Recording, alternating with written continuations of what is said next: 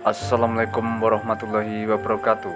Salam sejahtera dan selamat menyaksikan sejarah dunia hanya di channel 4BG Blitang. Situs Gunung Padang dibangun 4 peradaban berbeda. Riset arkeologis di situs Gunung Padang memunculkan dugaan bahwa situs tersebut dibangun oleh 4 kebudayaan yang berbeda. Arkeolog Universitas Indonesia yang tergabung dalam tim riset mandiri Gunung Padang, Ali Akbar, mengungkapkan hal tersebut berdasarkan hasil penggalian ditambah analisis geologi terbaru hingga Juli 2013. Diduga sebelumnya, Gunung Padang bukan sekedar gunung melainkan juga menyimpan jejak peradaban berupa bangunan megah di dalamnya.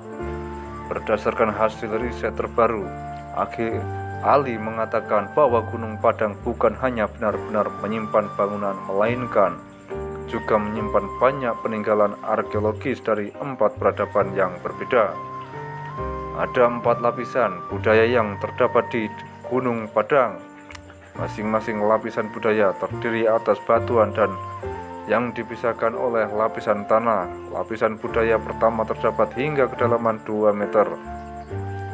Penelitian arkeologi dan penanggalan karbon yang didasarkan pada batuan di lapisan itu menguak bahwa lapisan budaya tersebut menunjukkan masa 500 sebelum Masehi. Lapisan budaya kedua umurnya lebih tua, bisa sampai 5900 sebelum Masehi, ungkap Ali saat dihubungi kompas.com. Sementara adanya lapisan budaya ketiga dan keempat diungkap berdasarkan analisis tomografi. Analisis yang didasarkan pada perbedaan 4 rambat suara ketika melalui medium yang berbeda. Berdasarkan analisis tomografi, dikatakan ada ruangan bagian bangunan yang lebih tua diperkirakan mencapai umur 10.000 tahun. Dani Hilman Nattawijaya, geolog dari Lembaga Ilmu Pengetahuan Indonesia, mengatakan bahwa hal tersebut bisa diketahui dari adanya zona dengan kecepatan suara rendah, merujuk pada adanya ruang kosong yang tak terisi batuan. Ali mengatakan, situs Gunung Padang adalah situs yang dibangun, ditinggalkan, lalu didatangi lagi dan dibangun lagi. Bangunan pertama adalah yang tertua 10.000 tahun lalu. Bangunan digunakan untuk menyembah kekuatan alam, menurut Ali. Karena adanya bencana gempa bumi, masyarakat saat itu kemudian meninggalkan. Tapi karena daerah sekitar situs Gunung Padang ini baik, maka masyarakat lalu kembali lagi, kata Ali. Saat kembali, warga lalu membuat bangunan baru di atas bangunan lama. Bangunan lama terlebih dahulu dilapisi dengan tanah. Lapisan tanah itulah yang lewat penelitian dijumpai berada di antara lapisan batuan. Menurut Ali, lapisan itu jelas merupakan tanah yang sengaja dikumpulkan untuk fondasi bangunan baru. Penggunaan tanah untuk lapisan bangunan lazim. Prambanan dan Borobudur juga dilapisi tanah.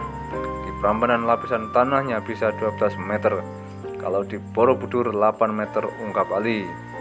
Dengan demikian, bila dibayangkan situs Gunung Padang secara vertikal adalah selang-seling antara batuan dan tanah.